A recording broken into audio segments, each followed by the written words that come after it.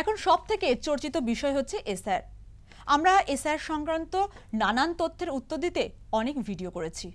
সম্প্রতি যে ভিডিওটি আমরা করেছিলাম যে এনুমারেশন ফর্ম ফিল আপ কীভাবে করবেন এবং এনুমারেশন ফর্মে নানান রকম বিভ্রান্তি তৈরি হয়েছে, সেইগুলির সমস্যা সমাধান কিভাবে হবে সেই সংক্রান্ত একটি ভিডিও করেছিলাম এবং সেই ভিডিওতে অনেক মানুষ অনেক প্রশ্ন করেছেন।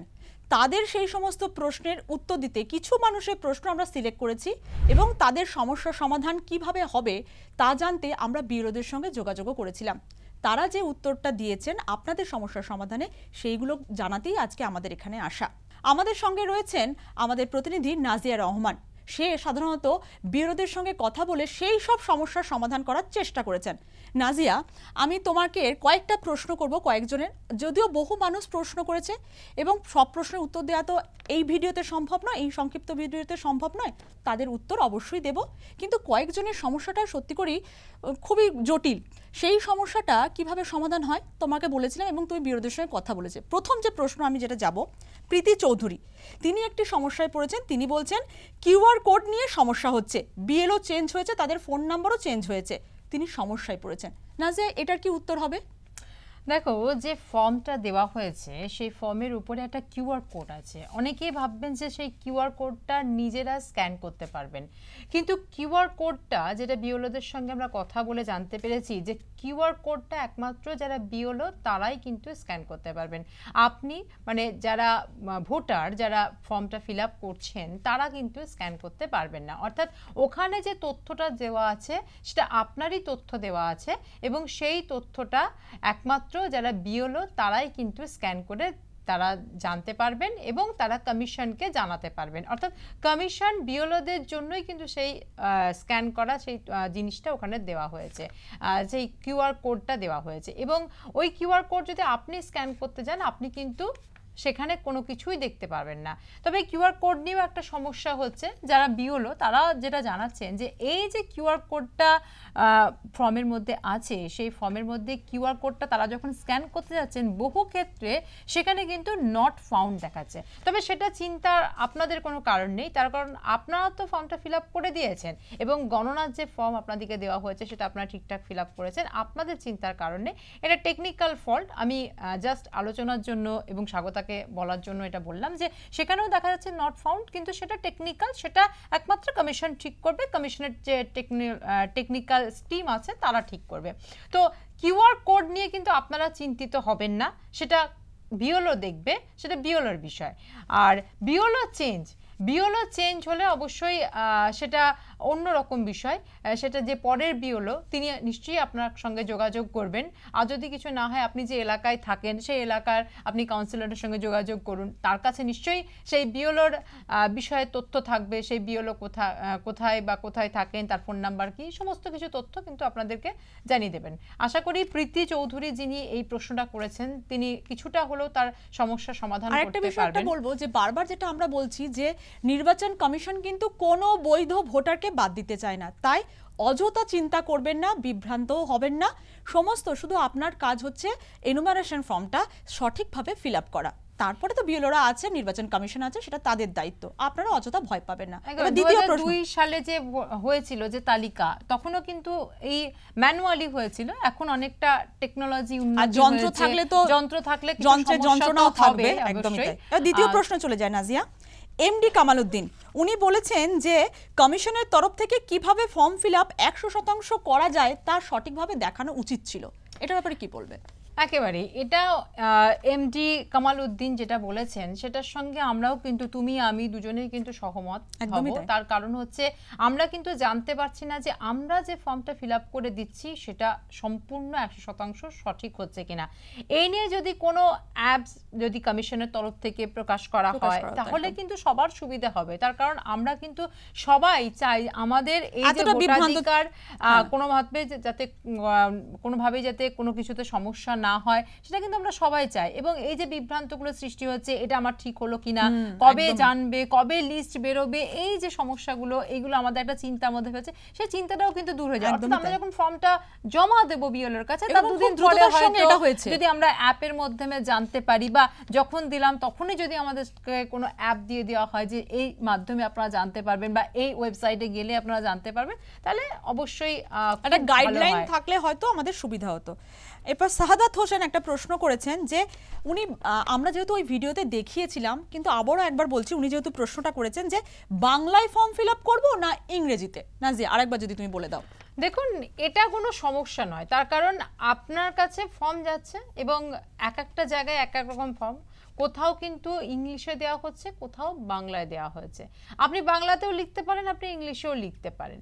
কিন্তু বিওলোদের সঙ্গে এই যে আপনারা প্রশ্ন করছেন, এই নিয়ে আমরা বিওলোদের কাছে প্রশ্ন রেখেছিলাম যে এই যে ফর্ম ফিল আপ, সেক্ষেত্রে বাংলায় করবেন না ইংলিশে করবেন। বিওলোদের বক্তব্য হচ্ছে বাংলায় করলে কোনো সমস্যা নেই, কিন্তু ইংলিশে করলে খুব ভালো হয়, এমনটা কিন্তু বক্তব্য বহু বিওলোর। তবে বাংলায় করলে কিন্তু কোনো চিন্তার কারণ নেই, তার কারণ কমিশন কোথাও উল্লেখ করেনি যে বাংলায় লিখতে হবে বা ইংলিশে লিখতে হবে, কারণ বেশিরভাগ ফর্মই তো বাংলাতেও দেওয়া হয়েছে। বেশিরভাগ ফর্ম হচ্ছে এটা নিয়ে একদম চিন্তা করার কারণ নেই, একদমই তাই। কোথাও কোথাও ইংলিশে ফর্মটা সঠিকভাবে ফিল আপ করুন, ফর্মটা সঠিকভাবে ফিল আপ করাই হচ্ছে। এবং সবথেকে ওই আধার কার্ডের নাম্বার, এপিক নাম্বার, ক্রমিক নাম্বার যাই আছে, সেই নম্বরটা কিন্তু একদম ঠিক করবেন। সেটা বাংলাতে করলেও তাই এবং ইংরেজিতে করলেও তাই, তাই তো না?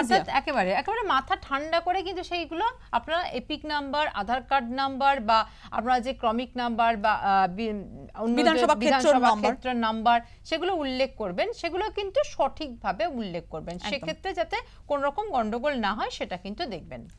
এসকে আনসারুল একটা প্রশ্ন করেছে যে 2025 ও 2002 এ এপিক নম্বর আলাদা, ওনার 2002 এবং 2025 দুটোই ভিন্ন, তো কি করবে সেই ক্ষেত্রে? এটা হতেই পারে, তার কারণ হচ্ছে 2002 এ যখন হয়েছিল তখনকার এপিক নাম্বার আর এখনকার এপিক নাম্বারের মধ্যে তফাৎ হতে পারে, এটা বড় সমস্যা নয়। বিএলওরা যেটা বলছেন যে আপনার যে ফর্মটা ফিল আপ করছেন আপনি, সেখানে 2025 এর তথ্যটা কিন্তু আপনার ফর্মের মধ্যেই দেওয়া হয়েছে, উপরের কলামেই আছে, উপরের কলামেই কিন্তু আপনার দেওয়া হয়েছে, এবং তারপরে যে কলামগুলো দেখতে পাওয়া যাচ্ছে ফর্মের মধ্যে, সেটা তো বলা আছে 2025, তারপরে যে দুটো কলাম আছে সেখানে একমাত্র উল্লেখ করা থাকছে যে 2002 এর এসআইআর এর সময় যদি আপনার নাম থাকে সেখানে আপনি ফিল আপ করুন।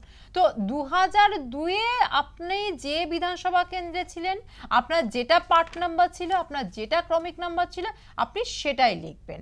বারবার বিওলোরা কিন্তু এটাই বলছেন, আমরাও বিওলোদের কাছে প্রশ্ন করেছি, তারা এটাই জানাচ্ছেন 2002 এ আপনার যে তালিকাটা আপনার কাছে আছে, আপনার সেখানে যা যা ছিল আপনি সেটা লিখবেন, 25-এরটা লিখবেন। আপনার এটা বিভ্রান্ত হওয়ার কোনো কারণ নেই, কারণ 2002 আর 2025 অনেক সময় অনেকে জায়গা চেঞ্জ করেছেন, অনেকে বিবাহিত হয়েছেন, অর্থাৎ এক্সচেঞ্জ হয়েছে, তো সেক্ষেত্রে চেঞ্জ হতেই পারে, কোনো সমস্যা নেই। এটা 25-এরটা 25-এর ঘরে লিখবেন, আর 2002 এর যেখানে লিখতে বলেছে যাই ভুল থাকুক, বাবা মার নাম্বার যাই থাকুক, কোনো সমস্যা হয় আপনার, তবে অবশ্যই ফর্মের মধ্যে আপনার বিওলোর, আপনার এলাকার যিনি বিওলো, তাকে ফোন করবেন, তিনি সবসময় আপনাকে সাহায্য করতে প্রস্তুত, কারণ বাধ্যতামূলকভাবে তাকে আপনাকে সাহায্য করতেই হবে, এটা কিন্তু ইনস্ট্রাকশন তাদেরকে দিয়ে দেওয়া হয়েছে। অতএব আনসারুল, আপনি উত্তরটা পেয়ে গেছেন। এরপর যার প্রশ্ন আছে শাইনি জাটুয়া বলছেন যে ফর্মে ভুল হলে কি হোয়াইটনার ব্যবহার করা যাবে?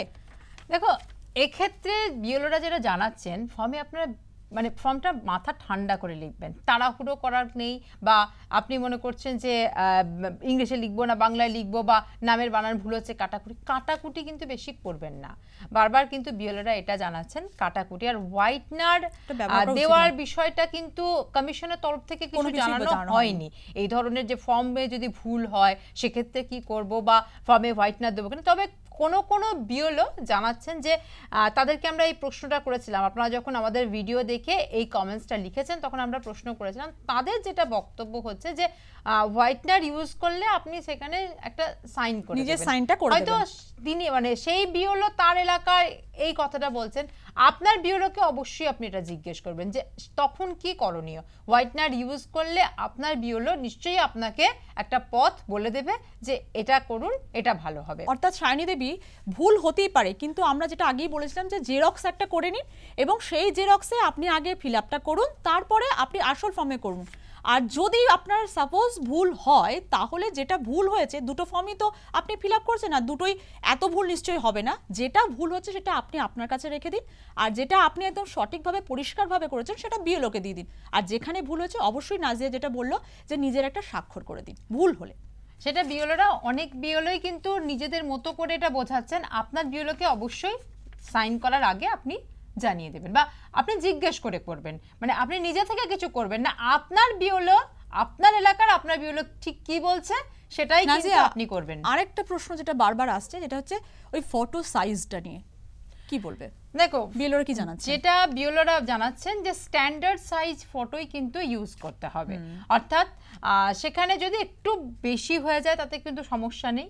এবার ব্যাকগ্রাউন্ড আমরা যখন পাসপোর্ট সাইজ ছবি বা স্ট্যান্ডার্ড সাইজ ছবি করতে যাই তখন ব্যাকগ্রাউন্ড অনেক সময় কালারিং দিয়ে দেয়।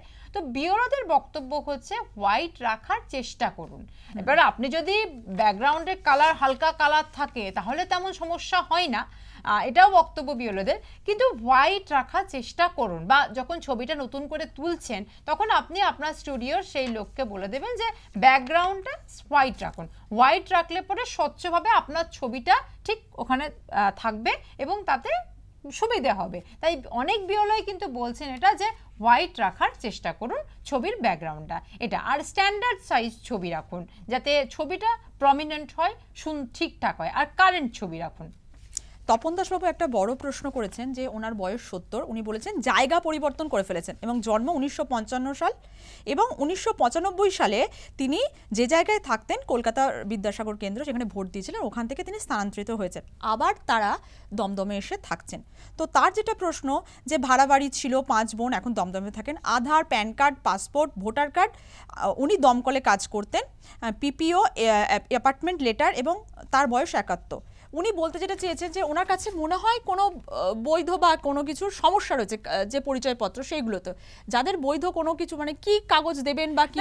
২০০২ সালের এসআইআর, উনি ১৯৫৫তে জন্ম, তো সেক্ষেত্রে ২০০২ সালে উনি যেটা জানাচ্ছেন যে ভোট কেন্দ্রে ভোট দিয়েছেন কিন্তু আবার চেঞ্জ হয়ে গেছেন, হয়তো কোনো কারণে নাম তুলতে পারেন। যদি ওনার প্রশ্নটা একটু আচ্ছা বুঝতে পারলাম না অনেক। তপন বাবু আপনার প্রশ্নটা মানে আপনার কাছে কি কি কার্ড, আপনি যদি আমাদের এই ভিডিওটা দেখেন অবশ্যই আপনি আপনার পরিষ্কারভাবে আরো একটু কমেন্টস লিখবেন, তাহলে আমরা উত্তর দেওয়ার চেষ্টা করতে পারবো। আপনি প্রবীণ নাগরিক, আমরা বুঝতে পারছি এটা সমস্যা হয়েছে কোথাও আমরা বুঝতে। কিন্তু আপনার কাছে যে 11টা নথির কথা বলা হয়েছে তার মধ্যে একটা নথি, যেমন আপনার পাসপোর্ট থাকলে সেটা আপনি দেখাতে পারবেন, বা আপনার বাড়ির দলিল, বা আপনার পর্চা, বা আরও যেসব জিনিসগুলো যেগুলো সরকারি কোনো নথি বা সরকারি পেনশন যদি আপনি পান 1987 সালের আগে যদি সরকারি পেনশন হয় তাহলে সেক্ষেত্রে কিন্তু আপনার কোনো সমস্যা থাকবে না।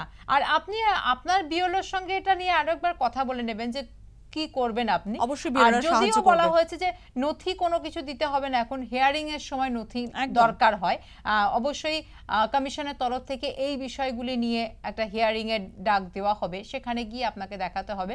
তো আপনি চিন্তা করবেন না, প্রথমেই এত ভেঙে পড়বেন না, এত চিন্তা করবেন না, আগে ফর্মটা ফিল আপ করুন। আগে ফর্মটা ফিল আপ করুন, আপনি বিএলওর সঙ্গে কথা বলুন, অবশ্যই বিএলও আপনাকে পথ দেখাবেন এবং বিএলওরা সবসময় আপনাদের জন্য প্রস্তুত রয়েছেন। আপনাদের ফর্মের উপরে কিন্তু ফোন নাম্বার দেওয়া আছে, নাম দেওয়া আছে, সেই বিএলওর সঙ্গে যোগাযোগ করুন, আপনার অবশ্যই সমাধান হয়ে যাবে।